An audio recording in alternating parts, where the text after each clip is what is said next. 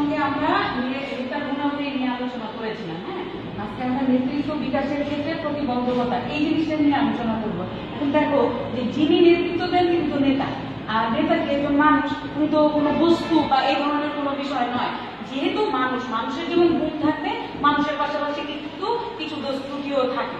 গুণটা যেমন একজন নেতাকে তার কাজে সফল করে তুলবে, কিন্তু তার এই দোষটা তাকে দেখা যাবে যে তার সফলতার পর থেকে কিছুটা দূরে নিয়ে আসে। এখন আমরা দেখবো যে এই নেতৃত্ব বিকাশের ক্ষেত্রে কি কি সমস্যাগুলো হয়। হ্যাঁ, এই সমস্যাগুলোকে আমরা তিনটা ভাগে ভাগ করে দেখেছি।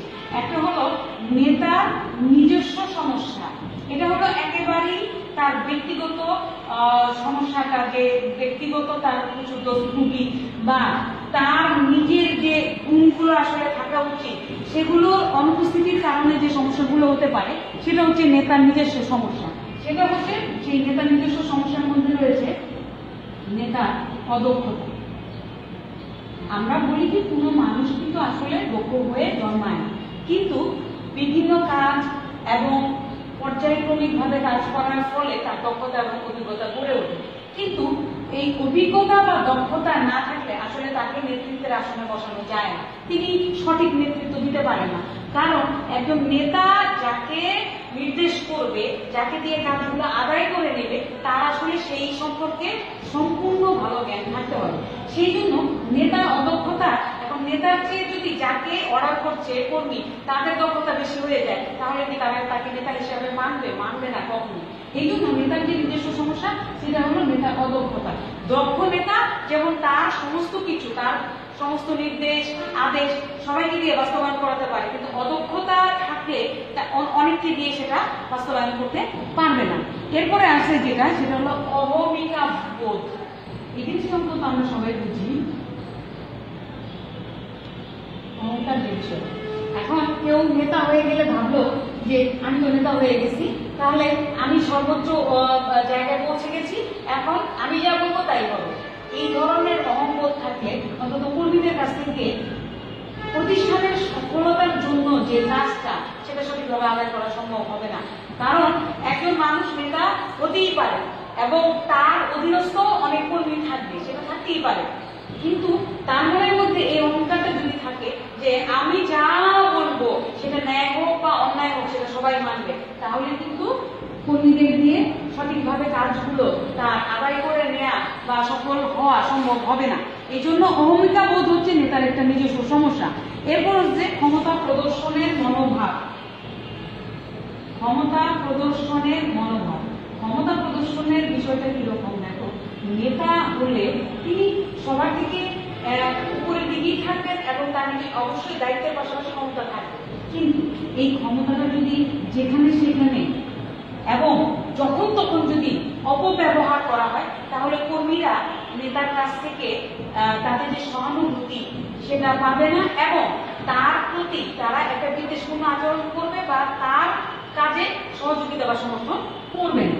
এই জন্য নেতার একটা সমস্যা হলো যে তার মধ্যে যদি ক্ষমতা এসে যায় এবং ক্ষমতা আসার পরে সে সেটাকে যদি যথেচ্ছ ব্যবহার, অর্থাৎ যতটুকু ব্যবহার করা দরকার না তার চেয়ে বেশি যদি প্রদর্শন করে বা ব্যবহার করে, তাহলে কর্মীরা কিন্তু অসন্তুষ্ট হবে। এইটা নেতার জন্য একটা বড় ধরনের সমস্যা। এরপরে আছে দায় এড়ানোর প্রবণতা।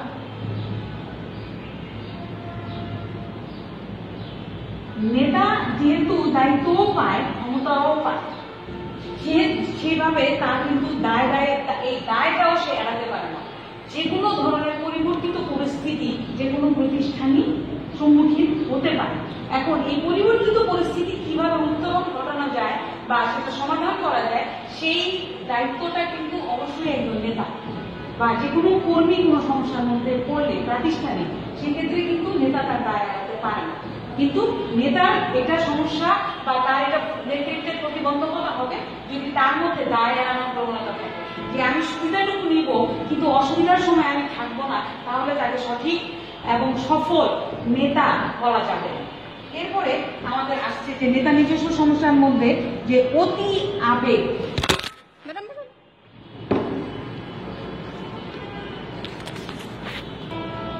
অতি আবেগটা কিরকম, যে নেতা যেহেতু অন্যান্য অধস্তনদের দায় দায়িত্ব এবং তাদেরকে পরিচালনা করার কাজটি করে থাকেন। সেই জন্য তার মধ্যে এমন কোনো মনোভাব থাকা চলবে না যে বেশি আবেগপূর্ণ হওয়া যাবে। আমরা মানুষ, আমাদের মধ্যে আবেগ থাকবে, আমরা উচ্ছ্বাসে উচ্ছ্বাস প্রকাশ করবো, তারপর দুঃখে দুঃখিত হবে, সেটাই স্বাভাবিক। কিন্তু এর মধ্যেও যেটা প্রাতিষ্ঠানিক যে বিষয়টা, সেই প্রাতিষ্ঠানিক বিষয়ের আলোকে তাকে আবেগকে নিয়ন্ত্রণ করতে হবে।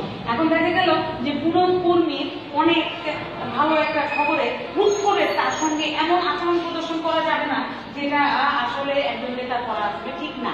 মানে তার একটা কি, তাদের সঙ্গে একটা একটু ছোটখাটো একটা দূরত্ব তৈরি করে রাখতে হবে। তবে সেটা কি তাদেরকে অসহযোগিতা করার জন্য না, বরং তাদের সঙ্গে সহযোগিতা করার জন্য। এবং সর্বশেষ যেটা হলো যে নিরপেক্ষ মনোভাব সংরক্ষণের ব্যর্থতা।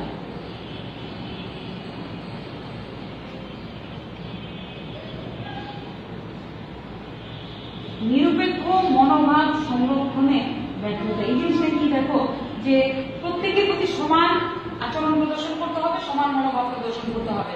নেতার অধীনস্থ যারা কর্মী আছে কাউকে খুব বেশি সুবিধা দেওয়া বা অন্যকে বেশি শাস্তিমূলক ব্যবস্থা গ্রহণ করা বা ধমক দেয়া এই জাতীয় কাজগুলো করা যাবে না। অর্থাৎ প্রত্যেকের প্রতি নিরপেক্ষ মনোভাব থাকতে হবে। কিন্তু কোনো নেতার মধ্যে যদি এই মনোভাব সংরক্ষণে ব্যর্থ হয় তাহলে তাকে তার নেতৃত্বটাও কিন্তু ব্যর্থতার মধ্যে পড়বে। এই জন্য এই নেতৃত্ব বিকাশের ক্ষেত্রে এগুলো হলো নেতার নিজস্ব সমস্যা।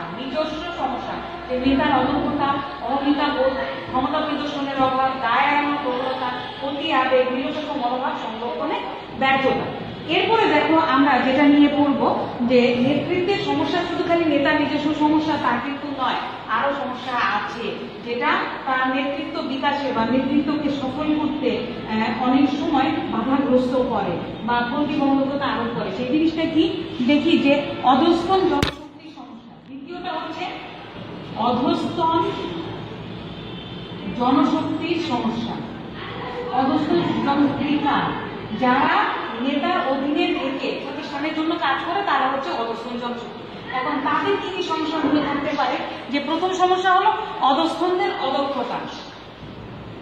অধস্তনদের মানে যাদেরকে দিয়ে কাজটা করানো হবে তাদেরকে যদি বারবার দেখানোর পরে বোঝানোর পরেও যদি তারা সেই মোতাবেক কাজটা করতে না পারে তবে তাকে অদক্ষ বলা হবে।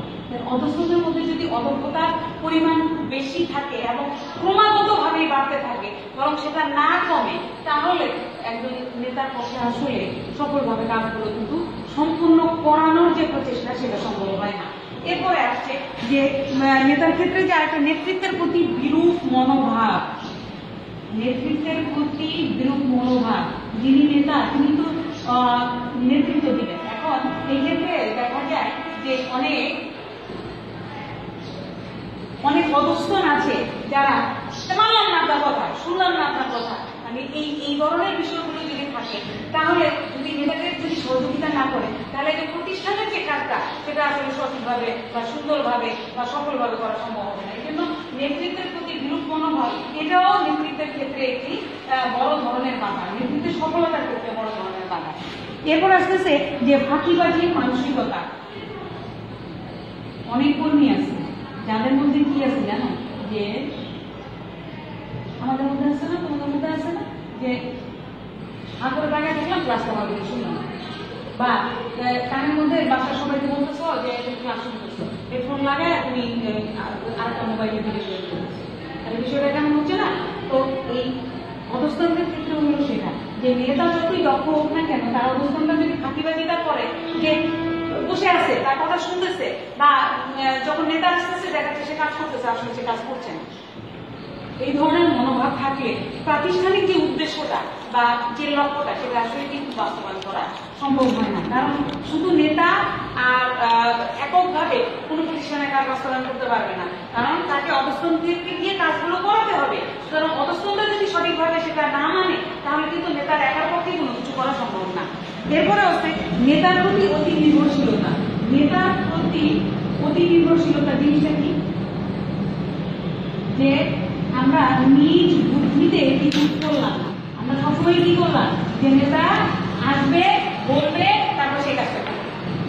উনি আমার নিজস্ব কিছু ইনোভেটিভ বিষয় যে আমার কিছু সৃষ্টিশীল যে বিষয় আছে সেটা যেটা আমি প্রদর্শন করে দেখলাম এই মুহূর্তে মেশিনটা কোনো কারণে বন্ধ হয়েছে। এখন আমার সামান্য জ্ঞান থেকে আমি চেষ্টা করবো যে মেশিনটা কিভাবে ওপেন রাখা যায় এবং কাজটা আমার আপাতত চালিয়ে নেওয়া যায়। না আমি যদি চিন্তা করি না ঠিক আছে মেশিনটা বন্ধ করে বসে থাকলাম, আমি আর কোনো কাজ করলাম না, তাহলে এই যে কর্ম ঘন্টা এবং সময়টা যে চলে যাবে এটা কিন্তু প্রতিষ্ঠানের ক্ষতি হবে। এই জন্য নেতার প্রতি অতি নির্ভরশীল বিষয়গুলো এড়িয়ে চলতে হবে। এরপর আছে আকস্মিক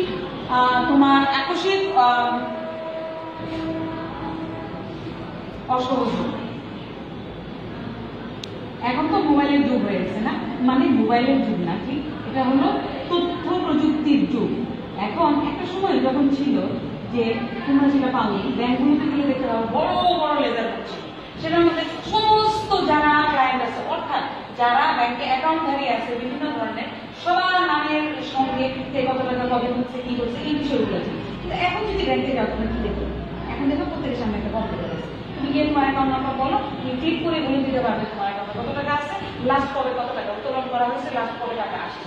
এই যে বিষয়টা এগুলো কিন্তু ওই সময়ে যারা কর্মীরা ছিলেন তারা ওই সময়ে ওই লেজার বুথের বাইরে কম্পিউটার বাইরে প্রযুক্তির সঙ্গে কিন্তু নিজেদেরকে ঝরিয়ে নিতে চান নাই, বা আমি নিজেও জড়াই নিতে চাইনি। কিরকম যে প্রথম যখন লকডাউন শুরু হলো আমি তো মোবাইলে বুঝি না কিভাবে ক্লাস করবো, কি করবো না করবো, হ্যাঁ তো প্রতিনিধি বিষয়গুলো হয়। আর যারা নেতার অধীনস্থ থাকে তারা যদি হঠাৎ করে বললো যে এই একটা পরিবর্তনশীল পরিস্থিতিতে যদি অসহযোগ করে, অর্থাৎ নেতাকে বলে যে না আপনি বলছেন নাকি আমার শুনতে হবে নাকি আমি শুনবো, মানে যার জন্য নেতা বা নেতৃত্ব আগে থেকেই প্রস্তুত ছিল না যে এরা পিছিয়ে করবে, অর্থাৎ এরা সমর্থন করবে না, এরা বিরোধিতা করবে, এটা কিন্তু তাদের না। এই আকস্মিক অসহযোগ থাকলেও কিন্তু নেতার যে কাজটা নেতৃত্ব বিকাশ করাটা সেটা সম্ভব হয়ে ওঠে না।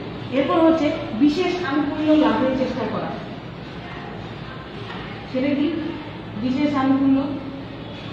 সেটা হচ্ছে কাজ না দেখায়, হ্যাঁ নেতার সঙ্গে গিয়ে গল্প গুজব করলাম, নেতাকে বললাম চা খাওয়ালাম, বাসা থেকে হ্যাঁ নাস্তা বানিয়ে খাওয়ালাম, এগুলো করে কি করলাম যে যাতে ফাঁকিবাজি দেওয়া যায় এবং প্রতিষ্ঠানের কাজ না করে নেতার মনের কাছাকাছি চলে যাওয়ার চেষ্টা করলাম। এই মনের কাছাকাছিটা হচ্ছে যে তার একটা বিশেষ ফেভার পাওয়ার চেষ্টা করলাম, যে সে আমার প্রতি বেশি ইয়ে থাকবে, আমি ফাঁকিবাজি করলেও কিছু বলবে না।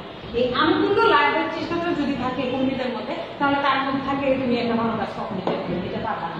আর যদি মনে করো যে সে যদি কাজের জন্য নেতার সঙ্গে সহযোগিতা করতে চায় তাহলে সে এই আনুকূল্য লাভের চেষ্টা করবে না, সে ভালো কাজ করবে এবং ভালো কাজের প্রেক্ষিতেই নেতা তাকে গ্রহণ করে নেবে, নেতা তাকে ভালো বলবে, এই জন্য তাকে অন্য কোনো উপায় অবলম্বন করতে পারবে না, হবে না। কিন্তু আমাদের অনেক জনশক্তির মধ্যে এটা থাকে যে আমি কাজ করবো না কিন্তু নেতার সঙ্গে গিয়ে গল্প করা শুরু করলাম, তাহলে নেতা বলবে না যে এই তোমার কাজ নাই এরকম, হ্যাঁ আমি কি করলাম যে আসেন স্যার চা খাই বা আসেন চা খাই, এই জাতীয় কথাগুলো বলে যে ফাঁকিটা কার হচ্ছে, ফাঁকিটা কিন্তু প্রতিষ্ঠানের জন্য হচ্ছে।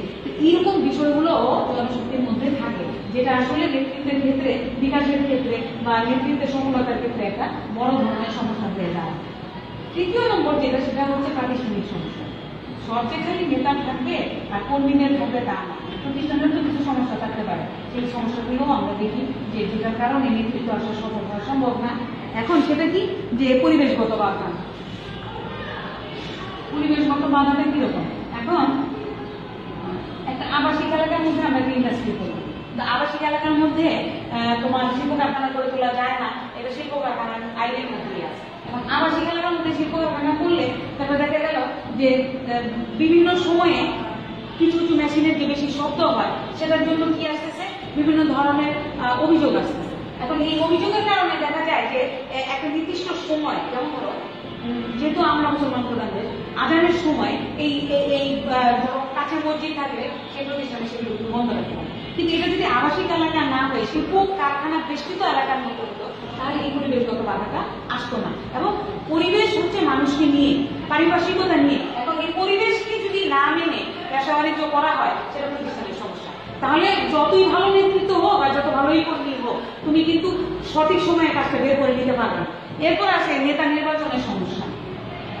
এখন ওই দক্ষ না, তাকে সবাই মানেও না, এমন লোককে নেতা করে দিলে কাজ কি তার কাছ থেকে বের করা যাবে?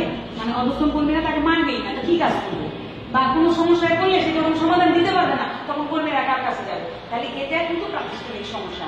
এরপর আস্তে আস্তে সাংগঠনিক কাঠামোর জটিলতা। সেটা কি?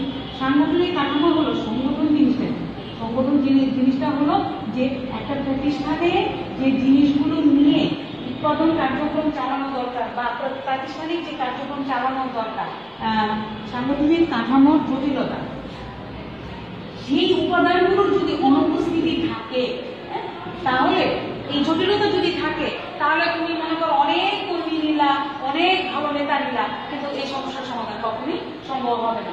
নেতৃত্বের যে মূল কাজটা, যে কর্মীদের দিয়ে কাজ আদায় করিয়ে নিয়ে মানসম্মত একটা কাজ বের করে প্রাতিষ্ঠানিক উদ্দেশ্য অর্জন করে, সেটা কখনোই সম্পন্ন করা যাবে না। এরপর আছে উপকরণাদি অপর্যাপ্ততা। একটা প্রতিষ্ঠানে যে কোনো কাজ করতে গেলে উপকরণ লাগে না? এখন কর্মীরা কাজ করতে করতে দেখা গেল কাঁচামালের সংকট, তাহলে কি দিয়ে কাজ করবে? তাহলে একটা বেলা কাজ বন্ধ, মানে পরের দিন সেই উপকরণ আসবে, তারপরে কর্মীরা আবার কাজ শুরু করতে হবে। এতে কর্মী দক্ষ হলেই কি আর নেতা দক্ষ হলেই কি? কিছুই হবে না। প্রতিষ্ঠান যদি তাদেরকে এই সাপ্লাই গুলো বা সরবরাহগুলো সঠিকভাবে না দিতে পারে। এই হলো আমাদের প্রাতিষ্ঠানিক সমস্যা। আজকে আমরা তোমাদের সাথে যেটা করলাম, যে নেতৃত্ব বিকাশের ক্ষেত্রে তিন ধরনের সমস্যা হয়। একটা হলো নেতা নিজস্ব সমস্যা, একটা হলো জনশক্তি, অর্থাৎ যাদের কাছে কাজগুলো আদায় করা হবে কর্মী, এদের সমস্যা, আর হলো প্রতিষ্ঠানের নিজস্ব কিছু সমস্যা থাকে। যার ফলে এই সমস্যাগুলোকে যদি আমরা ভেদ করে, অর্থাৎ সমস্যাগুলো সমাধান করে যদি আগাতে পারি, তাহলে একটা প্রতিষ্ঠান যে উদ্দেশ্য নিয়ে যে কাঙ্ক্ষিত ফলটা তারা লাভ করতে চাচ্ছে, সেটা বাস্তবায়ন করা সম্ভব হবে।